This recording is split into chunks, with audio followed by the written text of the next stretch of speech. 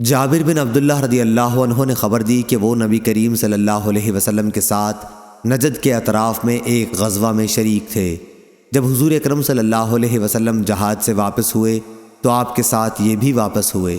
راستے میں قیلولہ کا وقت ایک ایسی وادی میں ہوا جس میں ببول کے درخت بکثرت تھے۔ حضرت صلی اللہ علیہ وسلم نے اسی وادی میں پڑاؤ کیا اور صحابہ پوری وادی میں درخت کے سائے کے لیے پھیل گئے۔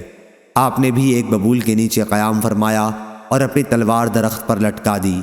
ہم سب سو گئے تھے کہ حضرت صلی اللہ علیہ وسلم کے پکارنے کی آواز سنائی دی۔ دیکھا گیا تو ایک بدوی آپ کے پاس تھا۔ حضرت صلی اللہ علیہ وسلم نے فرمایا کہ اس نے غفلت میں میری ہی تلوار مجھ پر کھینچ لی تھی اور میں سویا ہوا تھا۔ جب بیدار ہوا تو ننگی تلوار اس کے ہاتھ میں تھی۔ اس نے کہا مجھ سے تمہیں کون بچائے گا؟ میں نے کہا کہ اللہ۔ 3 مرتبہ میں نے اسی طرح کہا اور تلوار اس کے ہاتھ سے چھوٹ کر گر گئی۔